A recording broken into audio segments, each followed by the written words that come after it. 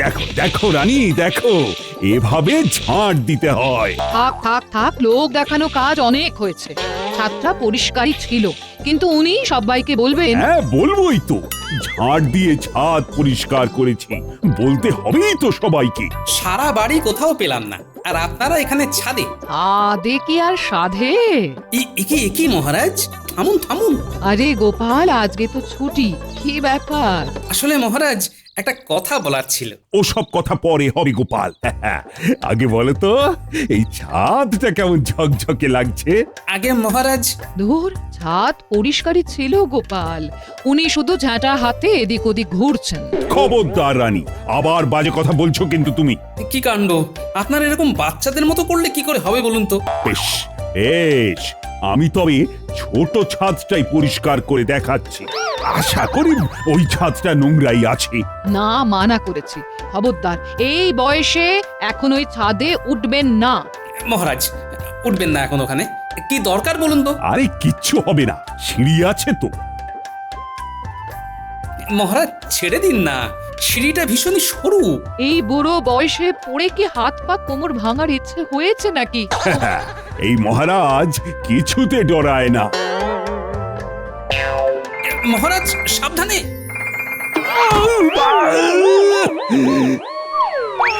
যা ভেবেছিলাম হলো তাই। ওরে কে আছিস? ছুটে আয়, ছুটে আয়, মহারাজ পড়ে গেছেন।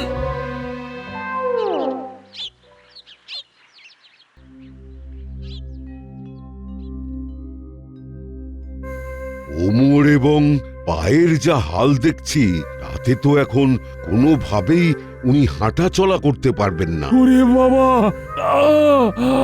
বলেছিলাম তখন, বুড়ো বয়সে এরকম কাজকর্ম করবেন না। ঠিক আছে রানীমা, এখন আর বকাবকি করবেন না, যা হওয়ার তা তো হয়ে গেছে। রানীমা, সেরকম চিন্তার কিছুই নেই। নিয়ম করে পথ্যগুলো খাওয়াবেন, আর মহারাজ 1 মাস টানা বিশ্রাম নিক, ব্যাস তাহলেই হবে। আমার রাজ্য তাহলে কে সামলাবে? চিন্তা করবেন না মহারাজ, আমি তো আছি, আমি সব সামলে নেব। মন্ত্রী মশাই, সত্যি সব সামলাবেন তো, নাকি গল্প দিচ্ছেন? হ্যাঁ, মুখে নয়, কাজে করে দেখাবো। মন্ত্রী মশাই, তাহলে কালকেই শুরু করে দিন রাজ্যপাঠ।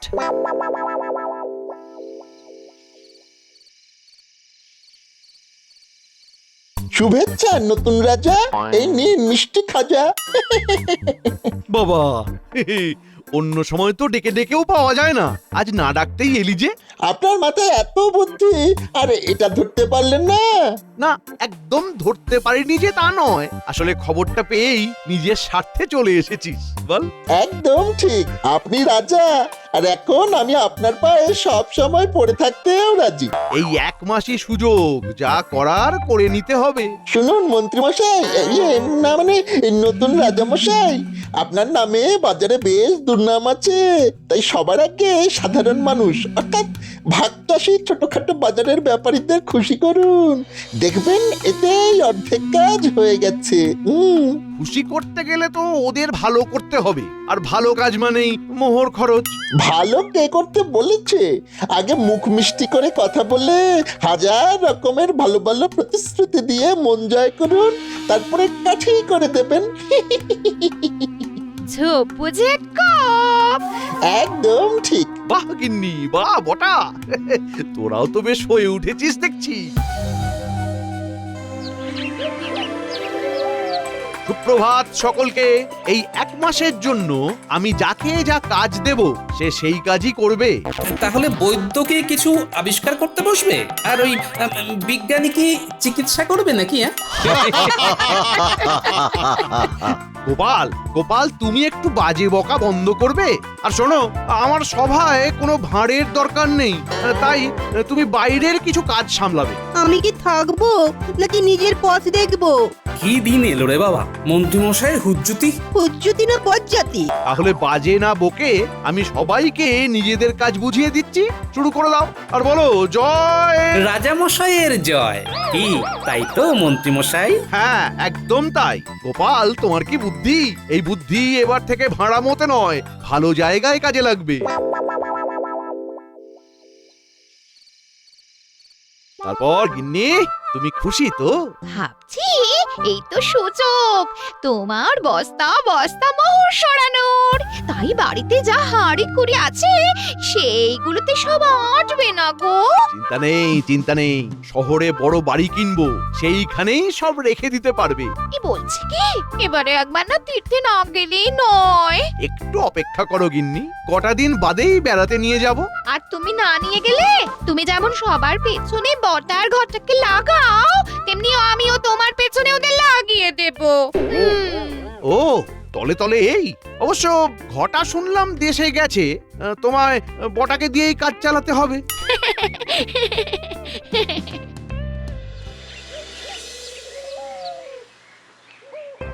আগে মন্ত্রীমশাই, আমি সমস্ত ভাগ চাষিদের সাথে নিজে গিয়ে কথা বলেছি এবং তাদের কয়েকজনকে সঙ্গে করে নিয়েও এসেছি। ধন্যবাদ গোপাল।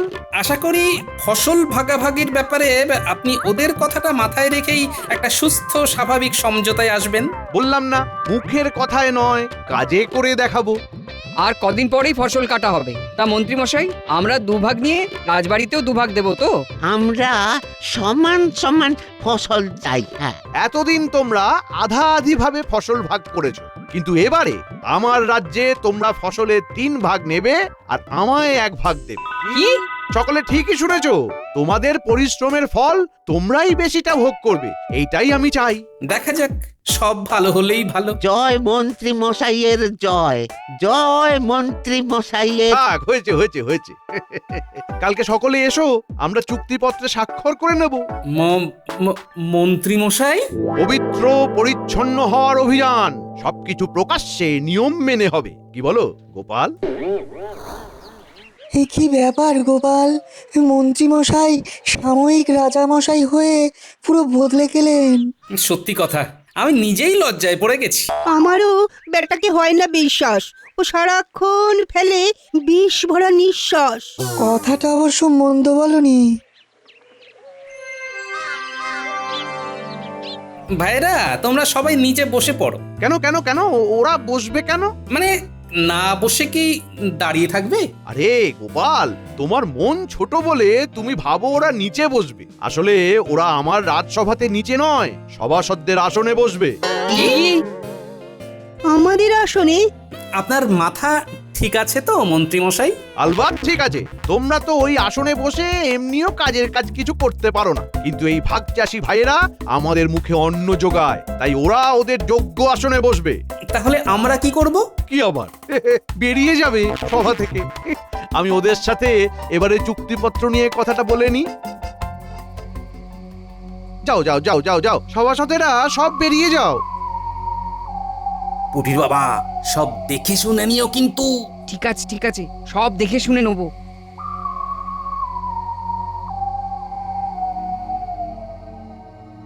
শোনো, আমি তোমাদের চুক্তিপত্র দিচ্ছি, সবাই দেখে শুনে স্বাক্ষর করো, কেমন? কি পুটির বাবা, দেখে নাও চুক্তিপত্রটা। আর যারা পড়তে পারো না, তারা যে পড়তে পারে তাদের দিয়ে পড়িয়ে নাও।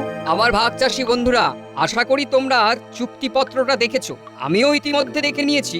যারা নিজেরা চুক্তিপত্র পড়তে পেরেছো আর যারা নিজেরা পড়তে পারোনি, 2 দলের উদ্দেশ্যেই বলছি, মন্ত্রীমশাই যেমনটা বলেছিলেন ঠিক সেই কথাটাই চুক্তিপত্রে লিখেছেন। তাই তোমরা চোখ বন্ধ করে সই বা টিপসই করে দাও।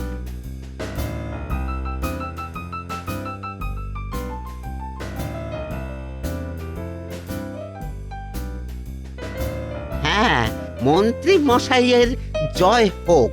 আমি তোমাদের সব সময় পাশে পাশে আছি, বিপদে আপদে সুখে দুঃখে সব সময়। ফসল কাটা হলেই আমরা আপনাকে 1 ভাগ ফসল দিয়ে যাব মন্ত্রীমশাই। ভিতরে তো সব জয়ধ্বনি দিচ্ছে। ওই তো সব বেরোচ্ছে। গোপাল দাদা, তুমি যে কেন মন্ত্রীমশাইকে এত বাজে ভাবো বুঝি না। চুক্তিপত্র একদম ঠিকঠাক ছিল, নিজের চোখে দেখে নিয়েছি। ও আচ্ছা আচ্ছা।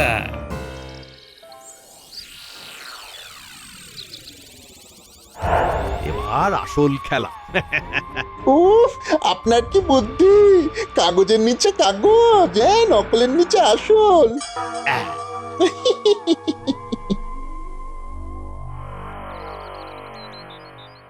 সুপ্রভাত মন্ত্রী মশাই। এ কি মন্ত্রী মশাই, আপনি এত কষ্ট করে আসতে গেলেন কেন? না, ভাবলাম ফসল কেটে আবার তোমরা অতটা দিতে যাবে, তার থেকে আমি চলে এলাম। বটাও আছে, তারপর খানাটে গরুর গাড়িকেও বলা আছে, একেবারে ফসল নিয়ে চলে যাব। সে আর বলতে।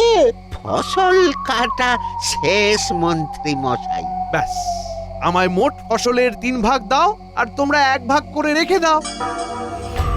তাড়াতাড়ি করো, তাড়াতাড়ি করো। বটা, গরুর গাড়িগুলোকে আসতে বল। এসব কি বলছেন মন্ত্রী মশাই?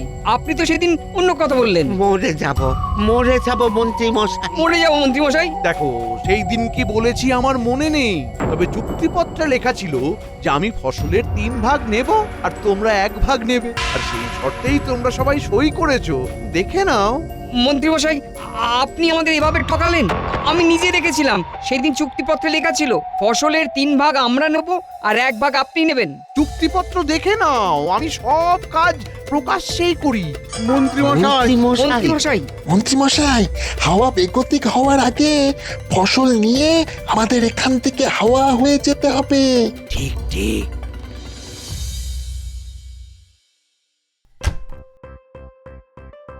গিন্নি, আস্তে আস্তে সব জিনিসপত্র গুছিয়ে ফেলো, বেশি দেরি করো না।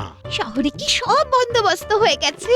হ্যাঁ, প্রায় হয়েই এসেছে। দেখো, আজকে পাওয়া ফসলগুলোর বেশ কিছুটা চোরা বাজারে বিক্রি করে দিতে পারলেই হলো। আর মোহরগুলো কি সব সব হাতানো হয়ে গেছে? খুব একটা বেশি বাকি নেই, মোটামুটি গুছিয়েই আনছি। তল্পি তল্পা গুটিয়ে যাওয়ার আগে একবার তীর থেকে পুজো দেবে তো? হ্যাঁ, ভাবছি কালকেই যাব গিন্নি, তবে সন্ধ্যের দিকে বটাকে একবার ডাকতে হবে। কেন? বরটাকে কেন ডাকবে?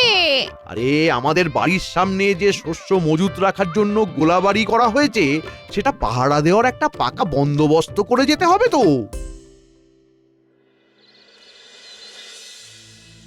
গোপাল দাদা, গোপাল দাদা, আমাদের বাঁচাও।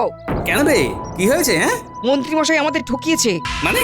সেই দিন চুক্তিপত্রে একটা কাগজের নিচে আরেকটা কাগজ এমন ভাবে রেখেছিল আমরা বুঝতে পারিনি, স্বাক্ষর করে দিয়েছি। আর আজকে ফসল কাটার দিনে দেখি সেই দিন আমরা 3 ভাগ ফসলের ভাগ ওনাকে দেব আর 1 ভাগ নিজেরা নেব, এই শর্তে সই করে চলে এসেছি। কিন্তু আমার মনে আছে ওপরের পৃষ্ঠায় অন্য শর্ত ছিল।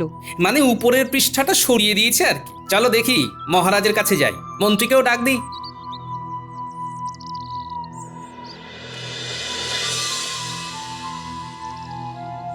দেখুন মহারাজ, আপনি অসুস্থ, সেই জন্য মন্ত্রীমশাইকে দায়িত্ব দিলেন। আর মন্ত্রীমশাই এই সুযোগটাকে কাজে লাগিয়ে এই একটা মাসও সৎভাবে কাজ করতে পারলেন না। মহারাজ, ভাগ চাষিরা সবাই নিরক্ষর নয়, তারা জেনে বুঝেই স্বাক্ষর করেছে। আপনি আমাদের ঠকিয়েছেন। সবাই নিরক্ষর নয়, কিন্তু আপনার মতো ঠকবাজ তো নয়, তাই তারা আপনার চুক্তিপত্রের ভেলকিটা বোঝেনি। কিচ্ছু ভেলকি নেই, ওরা ভুল বুঝেছে। তাহলে আপনি এদের অতিরিক্ত ফসল ফেরত দেবেন না, তাই তো? কোনো প্রশ্নই নেই। আগামীকাল থেকে পরপর 2 দিন রাজসভা বন্ধ থাকবে। আমি তীর্থে বেড়াবো, তাই এখন আসি, বাড়িতে গিয়ে গোছগাছ করতে হবে। মহারাজ, আপনি কিছু বলবেন না? চুক্তিপত্রে একবার স্বাক্ষর হয়ে গেছে যখন, তখন তো আমারও আর কিছু বলার নেই। আর এমনিতেই আমার এখন শরীর খুব দুর্বল। আর যা ফসল আসবে সবই তো রাজবাড়ির সম্পত্তি, এগুলো বেচে যা অর্থ আসবে সবই তো মহারাজের সিন্ধুকেই ঢুকবে। এখন আমি সব আমার গোলাবাড়িতে রাখছি, হিসেব করে সব বেচে দিয়ে প্রাপ্ত অর্থ মহারাজকে দিয়ে দেব। তাহলে আমাকেই ময়দানে নামতে হবে।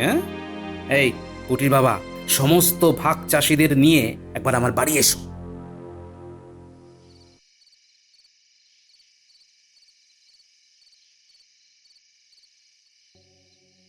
বটা, আমি থাকছি না, তুই কিন্তু খুব সজাগ থাকবি, হ্যাঁ, যাতে কোনোভাবেই ওই গোপাল বা ভাগ চাষিরা অতিরিক্ত ফসল লুট করতে না পারে। আপনি চিন্তা করবেন না, ভালো করে ঘুরে আসুন।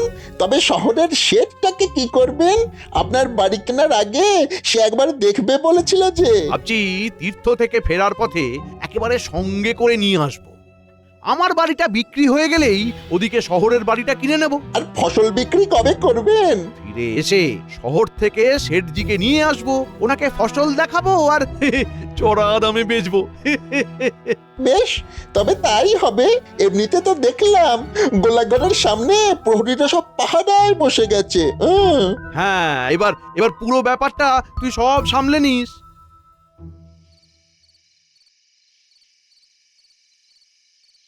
গোপাল দাদা, সবাইকে নিয়ে এসেছি। হ্যাঁ, এসো এসো।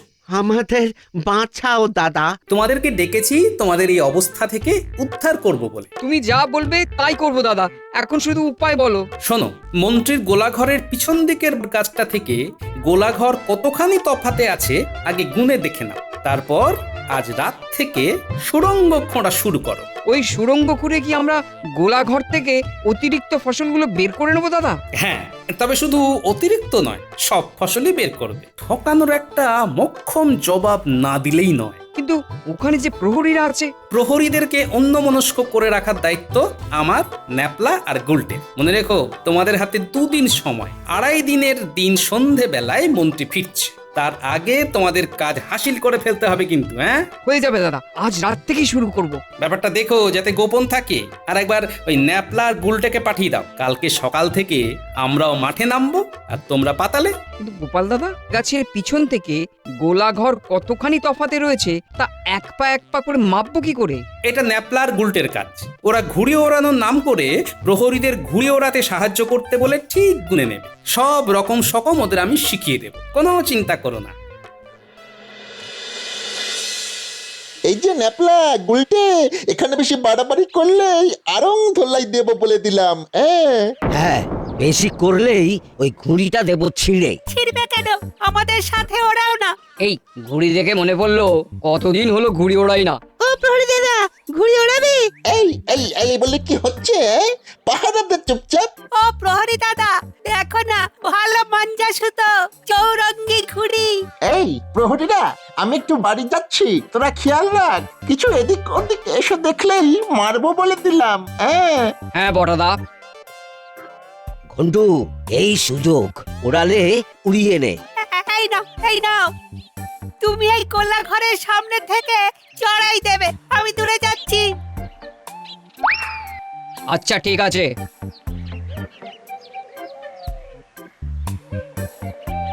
নাও নাও, এবার চড়াই দাও। ইয়ে, কি মজা!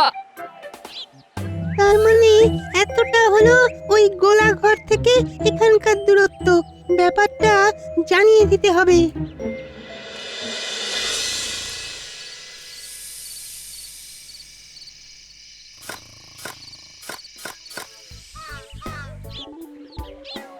ও দাদারা, আজ খেলবে? দেখি আবার আজ এসেছে। গোলা ঘরের সামনে আসা মানা আছে। যাও যাও যাও, ভাগো ভাগো ভাগো। একটু খেলো না। খেলো না। এই গোপাল বেটাকে পেছনের পুরো মন্দিরের ভিতরে বন্দি করে 2জন পাহারাদার রেখে দে।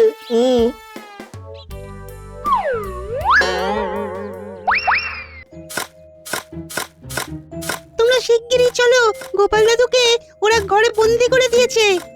কি? গ্রামের যে বড় মন্দিরটা আছে সেখানে বন্দি করে রেখেছে। আমি তাহলে লুকিয়ে গিয়ে কথা বলে আসবো। বেটা প্রহরীরা ঘুমিয়ে কাদা, পা টিপে টিপে এসো।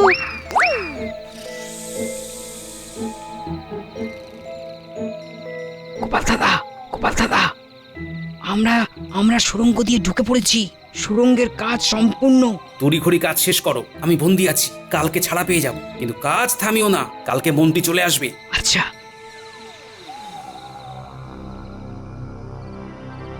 আসুন আসুন শেঠজি, আসুন। আগে গোলা বাড়িটা দেখুন। কিরে বটা, সব ঠিক আছে তো? একদম। গোপালকে বন্দি করে রেখেছি। অনেক চেষ্টা করেছিল, কিন্তু সব চেষ্টায় ঢলঢল করে জল ঢেলে দিয়েছি। বেশ বেশ বেশ বেশ, আসুন শেঠজি, আসুন।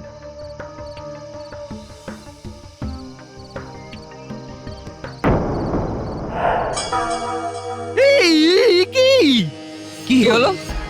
গোলার ভেতর ফসল নেই, উধাও। ও মা গো! মোহরগুলো আছে তো? শিগগিরই দেখি, চলো চলো। গোপাল তো বন্দি, তাহলে কে করলো এসব?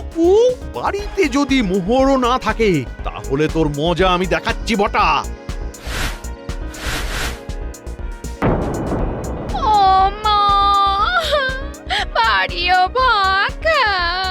বটাকে ধরো, ধরো বটাকে। বটা! আমি কিছু জানি না, গোপালকে ধরুন। বলো বলো গোপাল, বলো, বন্দি থেকেও আমার গোলা ঘর থেকে কিভাবে ফসল সরালে? আপনার মতোই কারচুপি করে। মন্ত্রীমশাই, আপনি আমায় বন্দি করে রাখলেও মগজটাকে তো আর বন্দি করে রাখতে পারেননি। তাই মাটির তলা দিয়ে সুড়ঙ্গ কাটার পরামর্শ দিয়ে ভাগ চাষিদের ঠকিয়ে নেওয়া ফসল ওদেরকে দিয়েই লুট করিয়েছি। গোপাল, এ তুমি আমার কি করলে? দেখুন কেমন লাগে। আসলে কি বলুন তো, মাঝে মাঝে কারুর কারুর চরম শিক্ষার দরকার হয়, বুঝলেন তো? আমি আসি তাহলে। শোক কাটিয়ে তাড়াতাড়ি সেরে উঠুন রাজামশাই। মন্ত্রী মশাই, আমিও এই মকান নেবে না। শেঠজি, শেঠজি যাবেন না, যাবেন না শেঠজি, শেঠজি যাবেন না শেঠজি।